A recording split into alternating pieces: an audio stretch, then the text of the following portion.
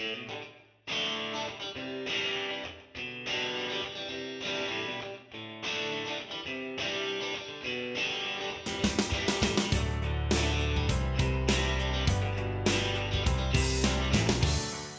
there fellow model makers, and welcome to the first part of this Eduard Profipack 1/32 scale BF-109E-3 build. As far as the air combat during the Second World War is concerned, there are few machines that are more recognizable or iconic of the great battle in the air than the 109. The BF-109 remains the most produced fighter in history and was flown by some of the top German aces during the war. This particular aircraft, called the Yellow One, was flown by Joseph Priller, the commander of 6th Staffel and a legendary ace who shot down 101 aircraft. The box art is beautiful, showing Priller's Yellow One in formation. The side of the box has all the 5 markings and camouflage options available in the kit.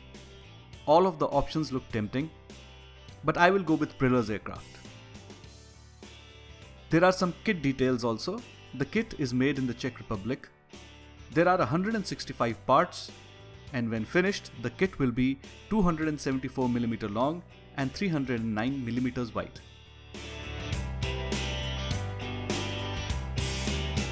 The other side of the box shows 5 painting options from the top view. As with all Profipacks, this kit too comes with photo etch parts and masking for the canopy. The kit was released in 2009. Let's see what's inside. So we have the instruction manual in color. The first bag contains the clear plastic sprue. Let's take a look. The clear parts look wonderful. There is almost no distortion when I put the parts against the instruction manual and look at the letters.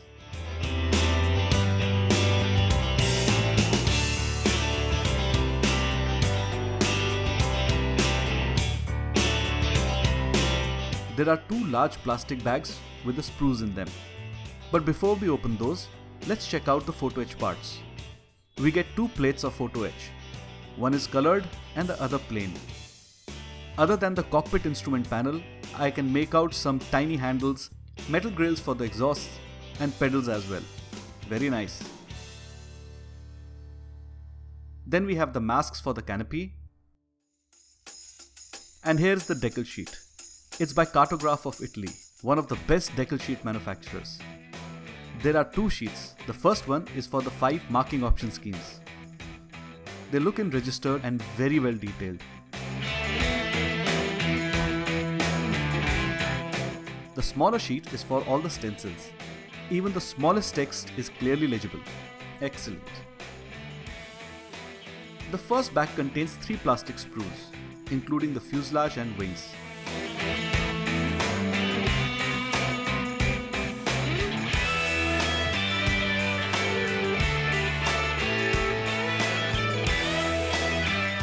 There is no sign of any obvious flash.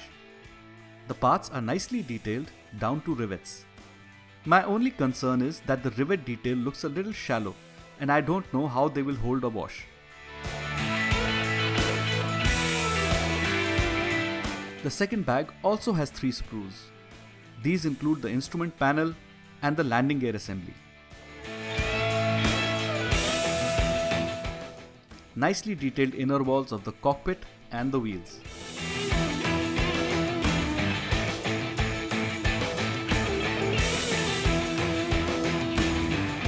The third and last sprue has the engine assembly parts.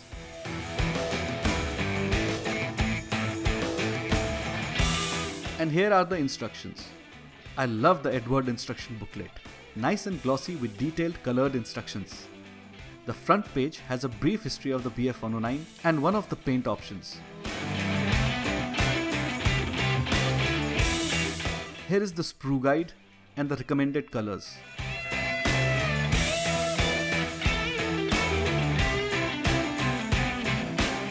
The only minor shortcoming would be that the paint suggestions are only for Mr. Hobby and Mr. Hobby Aquos paints. The instructions look very well detailed with photo etch parts marked out. The process is fairly standard, starting with the cockpit, then the engine, putting the fuselage halves together, wings and so forth. The camouflage options are in color, which is always good. Although later I realized that it was very difficult to differentiate between the two RLM green colors, and one had to go by one's own imagination.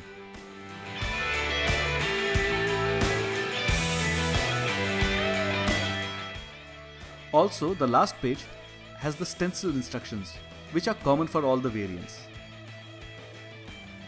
However, here is something odd. There are instructions for only 4 color schemes. Those wishing to paint the first color scheme, which is Carl Wolf's White 15, will, I guess, have to rely on the picture on the box. Right, time to start the build. I start by cutting off all the parts for the cockpit. While cutting smaller parts, I always stick some tape on them so that they don't ping away and I end up spending the next 2 hours searching for them.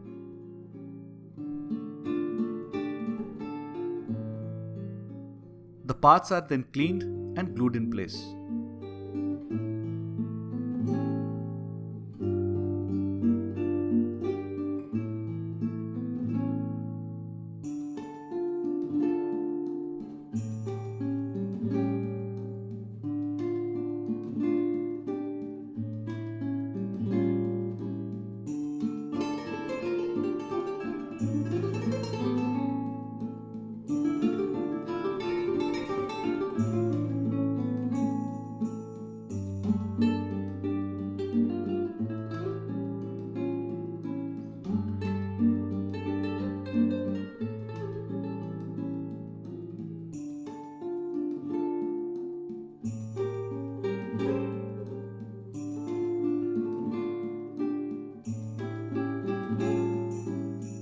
There are also some photo etch parts that go inside the cockpit, including this chain assembly for the sidewall. I will not be gluing this chain right now. I don't see any reason why I should glue this chain on, then paint it with cockpit colors, and then paint it metallic with a fine brush, when it is metallic to start with. For some of the interior details, like the panel box on the sidewall, you have the option of either going with the existing details in plastic or using the photo etch parts. Since I will be doing the latter, I need to sand away the existing plastic details. I want a clean surface for the photo etch parts to glue on later. So I mask the surface to prevent any paint from getting on it.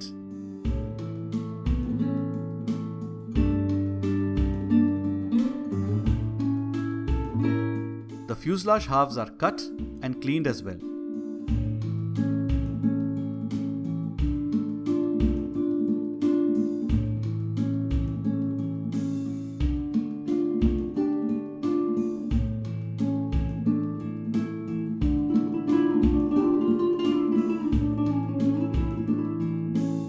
The sidewalls are then glued in place.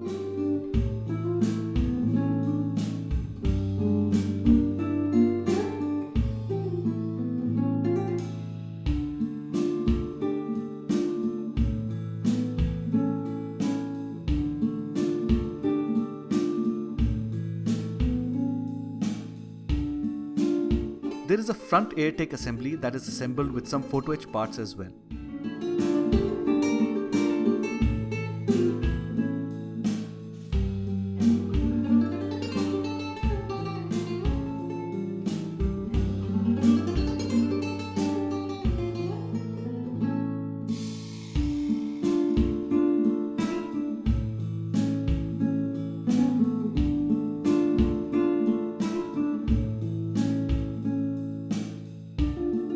Some tiny parts need to be assembled for the pilot's seat.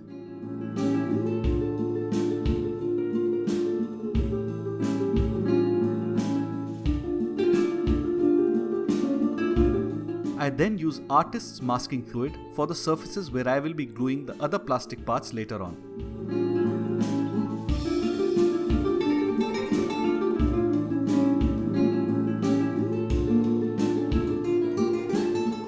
I start the painting by giving everything a black shadow coat.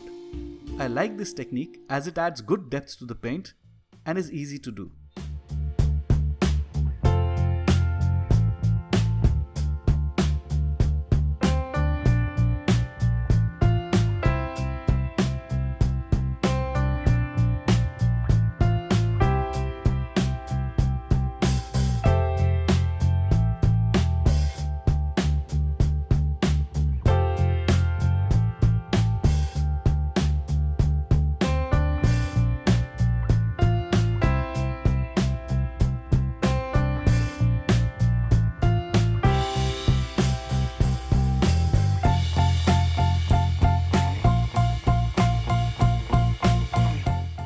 interior is then painted with RLM grey.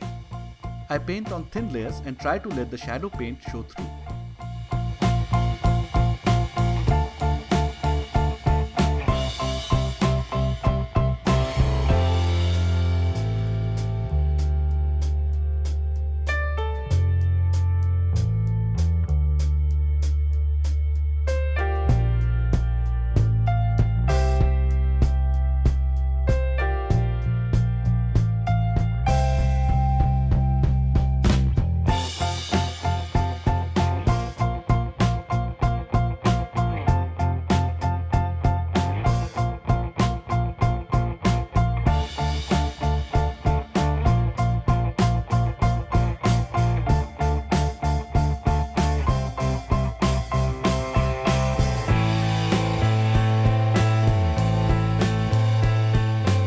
I want to try something different with the oxygen cylinder, so I start by first painting it with AK Interactive's aluminium.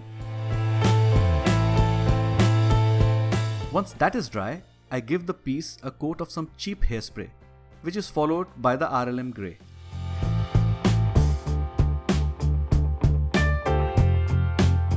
Once the grey paint is dry, I do some chipping by moistening the oxygen cylinder and then brushing away the grey. Works nicely.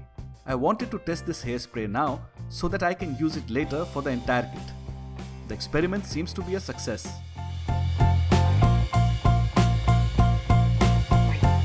Now I assemble the Photo Edge Pilot's harness.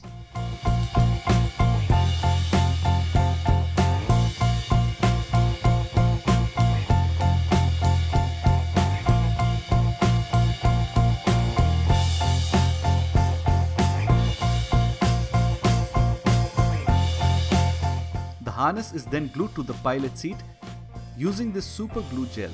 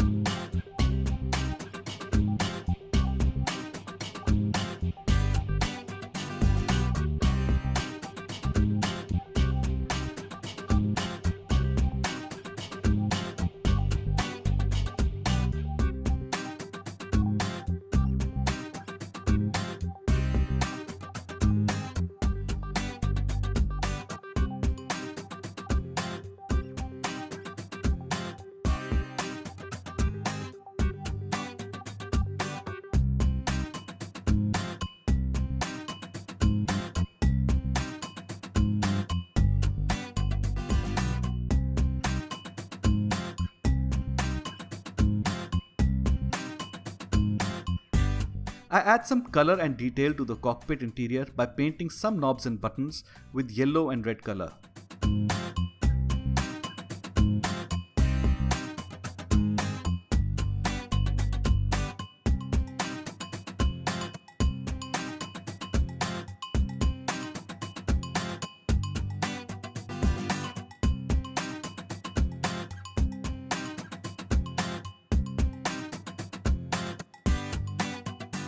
Next, I remove the masking liquid and glue on most of the sub-assemblies to the cockpit floor.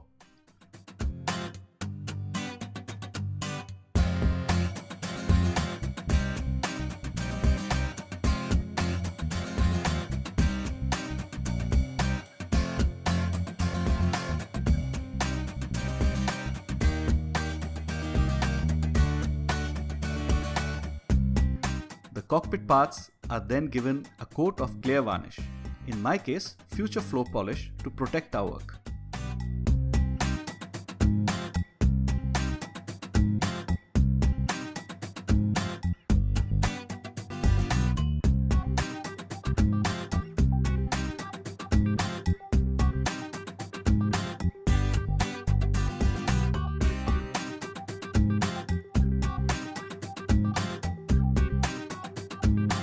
Once the varnish is dry, I use Tamiya's black panel line accent color to give the parts a wash.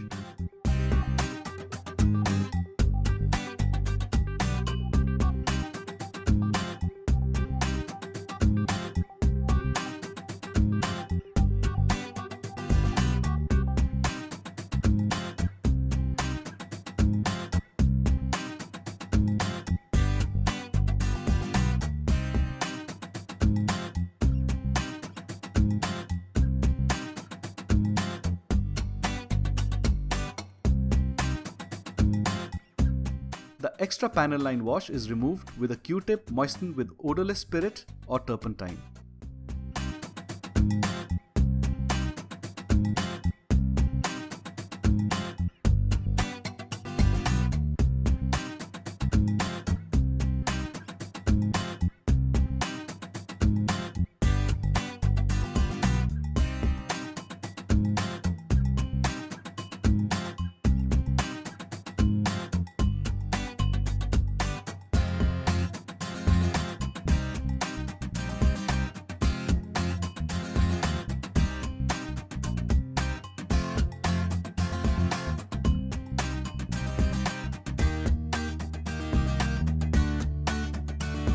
And that pretty much does it for the cockpit assembly and this first video of our build. This is what the cockpit will eventually look like once fixed to the fuselage halves, but that will only be possible once we put the engine together, something we will be doing in our next video. I hope you enjoyed the video. Till next time, good luck and happy modeling.